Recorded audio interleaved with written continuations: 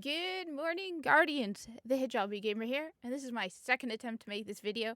I'm having internet and server issues all morning. It's about 6:15 now. Anyway, it is Friday. Zur is in the tower. It is also the last Friday of Ramadan, so that means my schedule will not be as crunched as it is, so I'll be able to spend more time making these videos. Anyway, let's get into it. As you can see, this is how you know if Zur is in the tower. If you see this mark, he's in the tower. If you don't see it and it's Friday or Saturday, at least Eastern Standard Time, it means he's in the reef. This is the original tower. That means the usual reminder, Zur is only here for 48 hours. He arrives for me at 5 a.m. on Friday. I'm in New Jersey. And he leaves for me on Sunday at 5 a.m. Again, I am in New Jersey, the rest of the world. Anyway, he does not stay until reset. That, as I know, he stays until reset in Destiny 2. Also, every reset happens in original Destiny early in the morning. I'm not home from work when the resets happen for Destiny 2.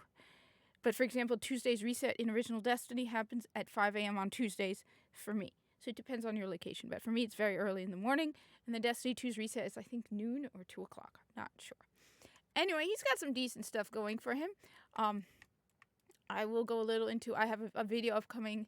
You're heading to your left. I have an upcoming video about the collector's edition for Final Shape. I'll just mention it briefly after we do the whole Zur thing, because hopefully my connection and their connection remain stable. Let me be clear. I don't care. Shit. Come on. Anyway. He's right over here. At one point I came down here and there was no NPCs. That's how crazy it is. First I couldn't even connect, and then I connected and there was no NPCs at all. So Zur was not there at all. It was just crazy. It's like, wait a minute. What the hell just happened? Anyway, let's just go through the armor because I remember what the weapons are in case things go south. So for the Titan, we have the Helm of Inmost Light. Looks pretty cool. It also passes the Corpus test, which, if you know anything, if your helmet is bulkier than the Corpus helmet, it's too big. Corpus is basically the borderline. If it's bigger than the Corpus, it's too big. If it's smaller, it's good. All right? Helm of Inmost Light provides death from above and headstrong for Fist of Havoc. Titans, I have no idea what that is. I will be honest. I very rarely play Titan, and when I do play Titan, it's because I like flaming hammers of flaming awesomeness. I'm a very big solar, heat, flame weapon person.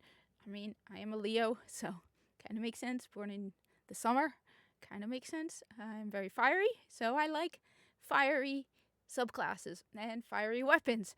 One of my favorite warframes is Ember, though I've been using Claro a lot, and I'm really liking Claro. I gotta try Dante out. Anyway, so let me know, Titans. Is this any good? It sounds pretty good. Let's see what the Titans, oh my god, the Warlocks and the Hunters have. Now, the Hunters have something great. All right, the Hunters clearly have something great. If you do not have this, and you are a Hunter, you must get it. All right, this is one of these exotics that I keep waiting for them to bring to Destiny 2, but you know they're not going to bring it to Destiny 2 because it could break the game. Okay, because this is the Bones of Ao, which upgrades a double jump with an additional jump. Yes, you get another jump. The Bones of Ao are phenomenal, especially when you're doing jumping puzzles like the swinging lanterns in Kingsfall, or just any jumping puzzles. Bones of Ao, you get an additional jump. I have been waiting for them to bring us Bones of Ao in Destiny 2, but you know they don't want to program in to take into account that the Hunters will be able to jump an extra time, so you can't break ledges and, go outside the game. But Bones of Ao is just awesome, and I miss it. And if you do not have the Bones of Ao, I mean, I'm always carrying the Bones of Ao. I have 2 Bones of Ao with me, okay? That's how much I love the Bones of Ao, all right? If you don't have the Bones of Ao, you need the Bones of Ao. The only exotic I use more than the Bones of Ao are either Frosties or Celestial Nighthawk. So, phenomenal, amazing exotic. I have to give the Hunters spot number 1 this week when it comes to armor, because, yeah. Anyway, Warlocks, what have you got? Oh, first off, you automatically lose Warlocks because your helmet is bulkier than the Corpus helmet. Look at that thing. You've got massive horns coming out of the top of it. Warlocks, I hate to break it to you, but the Corpus are laughing at you. The Corpus. If the Corpus are laughing at you, you've lost this week. It doesn't matter whether the Titan one is good or bad. Your helmet is just too big and bulky. How do you move around with that thing on your head? Right? Like I said, the Corpus are laughing. Increased armor. All Voidwalker melees trigger lifesteal on hit. Let me know if that's any good and if it's worth that big-ass helmet on your head. And the Corpus laughing at you. Because, look, the comment for it is, praise me. No, you're wearing a helmet. No. How do you move with that thing? That thing must no. Warlocks, I'm sorry, you lose. When the Corpus is laughing at you from Warframe, all of them, even Visa, who's dead, is laughing at your helmet, okay? I'm sorry. I mean, the Corpus are basically the masters of all things helmet. They're known for their helmets. It's like basically if anybody asks you who's the Corpus, you just say, they're the ones with the helmets on their heads in Warframe. Immediately, everyone will know who you're talking about. And when you get your helmet wrong by Corpus definitions, yeah, sorry about that, Warlocks. You lost this week. Hunters, I'm not being biased. Seriously, the Bones of Ao is phenomenal. In this case, I have pointed out when the Titans have done better, and those rare, very rare, extremely rare occasions when the Warlocks have gotten better. But this one, Bones of Ao, yeah, 3 jumps. It's obvious. Now let's go to the weapons. Now, I normally hate it when they give you the same weapon twice. So you've got Suros Regime twice. Now you've got it with the ornament, so you have to pay silver dust, and you have it without the ornament. I like Suros Regime. For a long time, I used Suros Regime religiously. People thought I was nuts. I used it in Crucible, but the best way for me to get kills was with Suros Regime. Now, I will not deny Suros Regime is not exactly an exotic. See, there are exotic weapons, and then there are like meh exotic weapons. Okay, this is more on the meh. It barely passes as an exotic. The only reason is it's an exotic is because it has a yellow background. That's about it. The perk for the Suros Regime, the bottom half of each magazine deals bonus damage and has a chance to return health on kill. It's not even as good as Red Death. Red Death guarantees you every kill will return health to you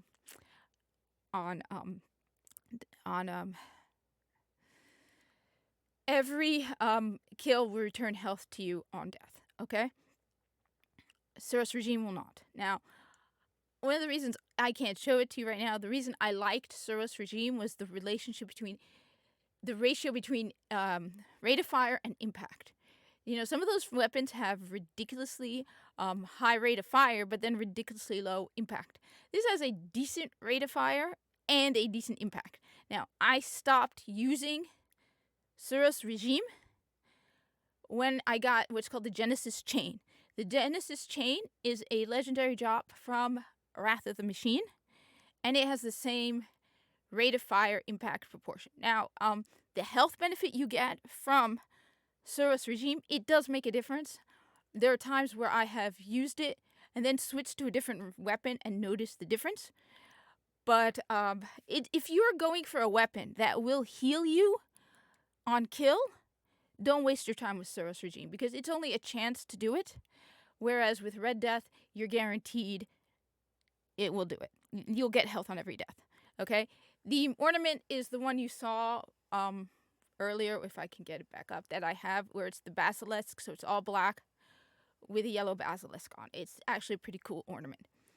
On the other end, you can get Suros Regime without the ornament, so no silver dust, so you don't get the ornament, but you get... I recommend you pick up all of the exotics simply because, one, once you pick up an exotic from Xur, and the majority of my exotics I have gotten from Xur... Right, here we go, Suros Regime. See, this is the ornament you get.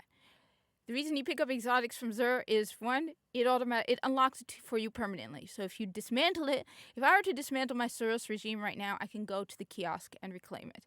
The other reason is it adds to your Grimoire score. So it's nice to have just everything unlocked. So, if you change your mind and you dismantle it, but then later you change your mind again, you have access to it. Cool. So, like I said, look, you can see right here, Genesis Chain. Let's equip it. Right, and then compare. See? They have the same rate of fire, and impact. And in fact, well, I mean, you could probably change it around, but yeah. So that's why I like Genesis Chain. Now it freed me up a spot, a legendary spot. Not a legendary, an exotic spot. Cool? Yeah. Anyway, the second weapon, I remember what it is. The second weapon you can get this week is Hawkmoon. I am not a big fan of Hawkmoon. First of all, the ornament you are getting is Carrion, which is this. Now, I know there are people who are fans of the grunge, damaged, dirty weapon look. I know. I am not one of those people. I know people like it, okay? I get it. Each person has their own state, okay? I'm not a fan of it. Personally, I think my Guardian, if his gun looked like that, he would immediately clean it because it would rust. Yeah. So you're getting Carrion, which I'm not a fan of. I prefer the one I have, which is called Moonglow. Now, what's funny is one of the problems with playing Warframe is you expect percentages now. You know, you get a weapon in Warframe, and it'll be like, you have a 2% chance of getting a 10% critical update with a arc of 50%, and it's like all just percentages and numbers, all of it, right? Destiny 2 does not, Destiny actually does not have that, but I don't like Hawkmoon because it's too much of a chance. Ace of Spades is guaranteed. I get a precision kill, I will get a bullet moved from my reserves to my magazine. Hawkmoon, I know people like it, and I think it's because it's in Crucible. So you have Luck in the Chamber. Luck in the Chamber has one random bullet in the magazine, causes considerable bonus damage. Now, to make the math easier, I always drop it from 13 to 12 bullets. All right, just to make it easier. All right. So, Luck in the Chamber. Then you have Holding Aces. 2 more random bullets in your magazine deal considerable bonus damage. That means 3 out of the 12 deal considerable bonus damage. All right? 25% chance. You have a 25% chance you will get a bullet that does considerable bonus damage. The other thing is, now, I don't know, correct me in the comments below, but what happens when you reload? And if you are like me, a Destiny player, which makes Helldivers 2 so much harder, you reload constantly. Constantly. So what happens when, let's say you may do 6 shots, and you only get 1 of the random bullets? Then you reload. I'm guessing it restarts the whole process. That's why I'm not a big fan of Hawkmoon. I mean, make it at least 6 bullets so you have a 50% chance. Yeah, that's why. I know a lot of people like it. I'm more of an Ace of Spades person myself, but then I'm more of a PvE person. So Ace of Spades is phenomenal in Destiny 1 for PvE if you're a hunter, because Warlocks and Titans, you don't get Ace of Spades in Destiny 1. Ha, ha, ha. I miss that. The other thing with playing Warframe, though, is when you look at the exotics in Destiny, they feel so sad and weak. It's like until you start really playing Warframe and picking up some of the really cool weapons, then you go back to Destiny and you're like, even the Plinks is cooler than this. And I have a soft side for the Plinks because it's Visa's gun, but even the Plinks, if you mod it, can just kick ass. So, yeah. And you also you miss the numbers where you're like used to, so this gives me a 25% chance. If I upgrade the mod, then it goes to 30 and 35 and all of that. So it gets kind of weird after a while.